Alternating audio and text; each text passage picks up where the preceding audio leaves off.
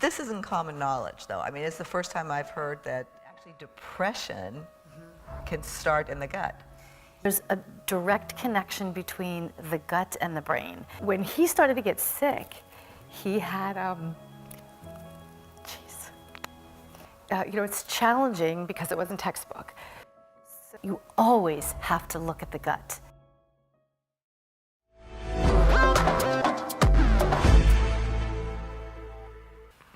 You know, Paige, in kind of shifting gears a little bit, not shifting, it was shifting gears a big way. Another thing you said to me that I found extremely interesting was that we actually have, well, we need to understand that we have two brains. One, you know, our cranial brain, and then we have a brain in the gut, and how that relates in healing. Talk about that. So the gut we call is the second brain. And what encompasses the gut is it's found in the tissue lining of the esophagus, the stomach, the small intestines, and the colon.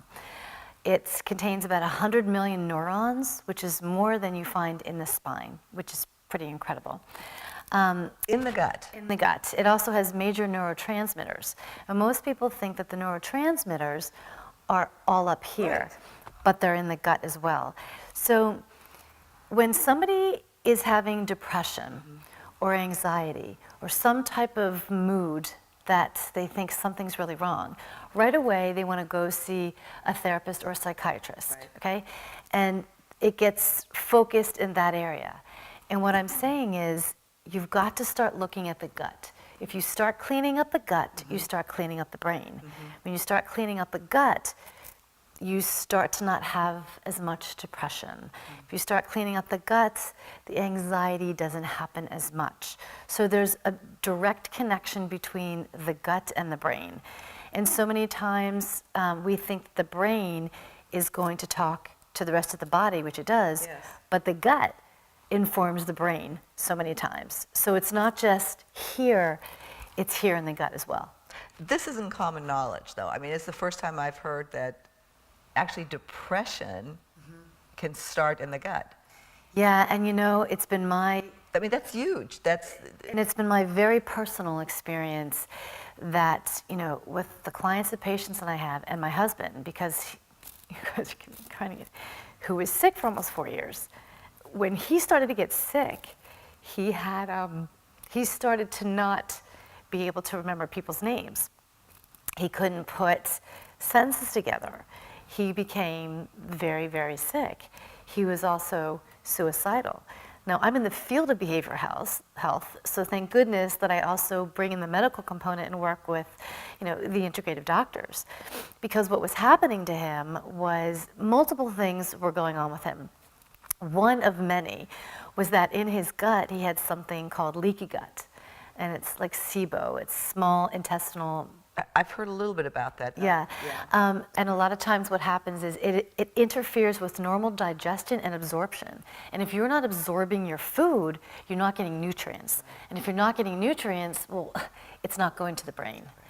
So, you know, for him, when there's damage of the stomach lining and the small intestines, that wreaks havoc with the brain. So when someone is going through suicidal thoughts, depression, anxiety, you always have to look at the gut, because what's going on in the gut, maybe it is just the brain, but from my experience, most of the time, there's a combination. So gut is connected to emotional wellness. So people think it's just the brain that's connected to emotional wellness. And I'll tell you something, and I'll say this on camera, because I feel very strong about this. When he first got really, really ill, intuitively, I knew something was going on in the body. I didn't know what it was, even though his signs showed depression, suicidal, anxiety, couldn't string sentences together. He couldn't even look at an email. He couldn't listen to, we have a waterfall in our backyard. That was too loud. It was too much for him to take in. And he's just a diehard reader. He couldn't read a book, any kind of sensories. So when that first started, I hopped him in the car, and this is when we were living in Washington, D.C., and I drove him up to Johns Hopkins. Johns Hopkins is top-notch. We went into the emergency room, and they basically said to us, oh, well, this looks like bipolar. And I looked at the doctor, and I went, I'm in the field. this is not bipolar. There's something else going on. This is what I'm noticing. And they still wanted to focus just on the behavioral health. And that was not what the issue was. So had I have just accepted that, yes, it was this, and didn't have this other information, Right. and didn't do the medical research, Had you not been his advocate. they would have given him medication for something for the brain.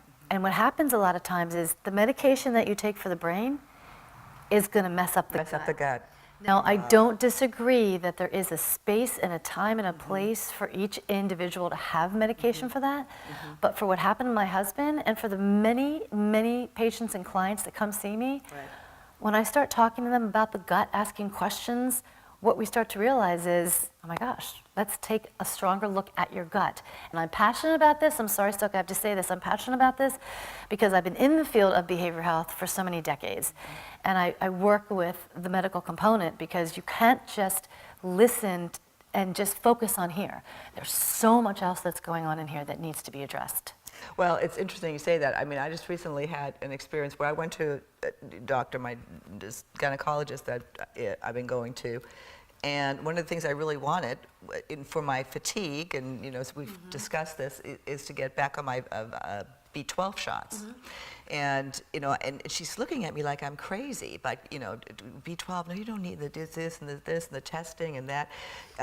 She was ready to just prescribe antidepressants like that, but something that is healthy and it would actually help cure the symptoms. No, and I actually saw on my bill that there was that they did some sort of mental health assessment. Well, I said, that's a whole other kidding story. me?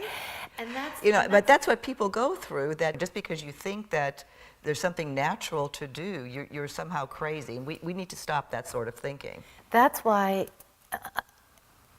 I teach people to trust what's in here.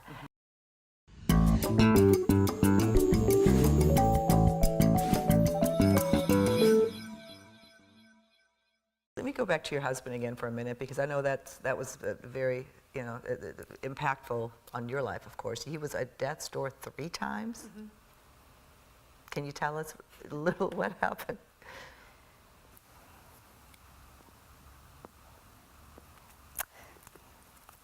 Jeez.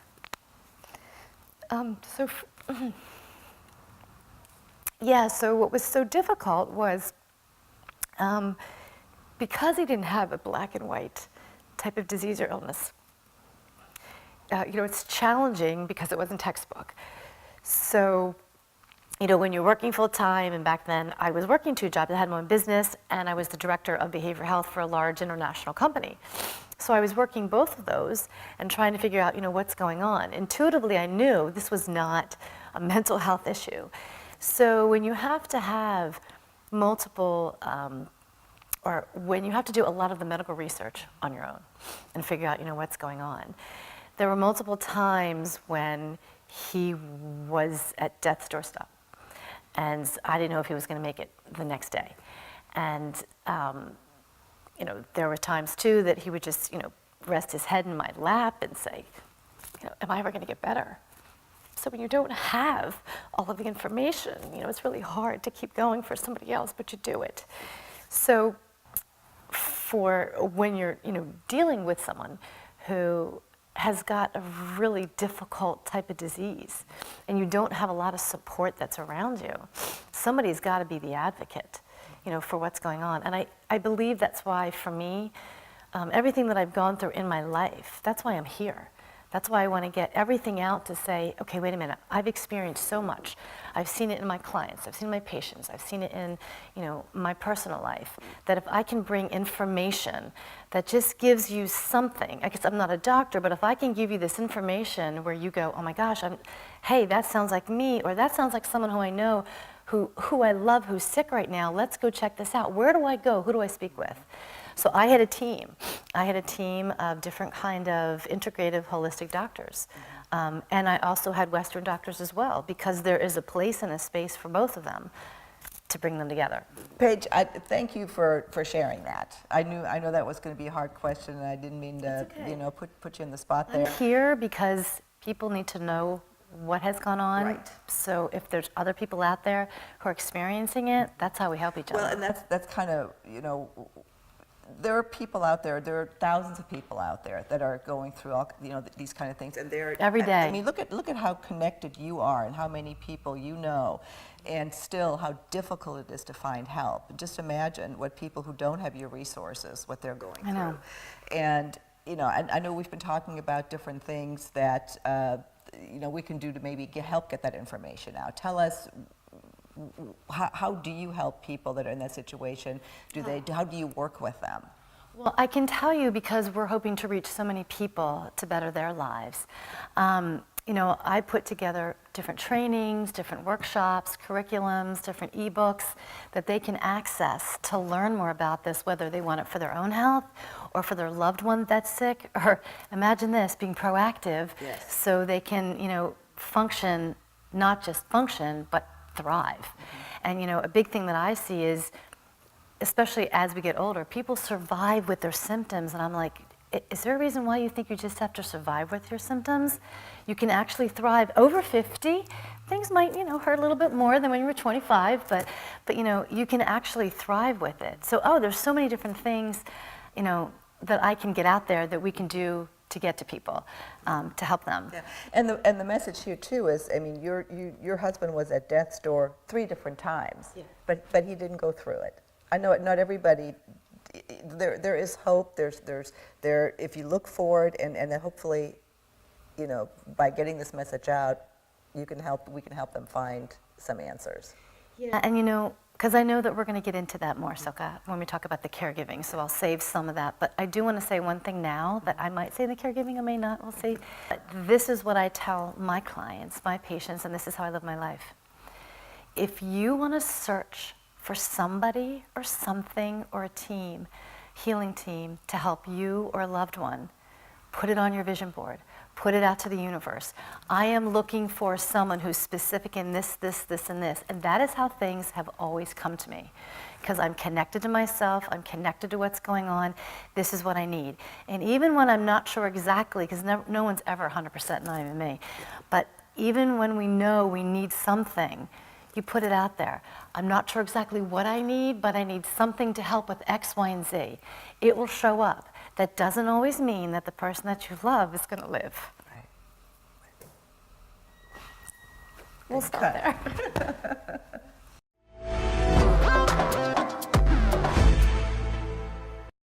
Oh, we're laughing. No, Paige, that was really, really. This is just not right. You guys are having me cry. Was that Barbara Walters enough for you?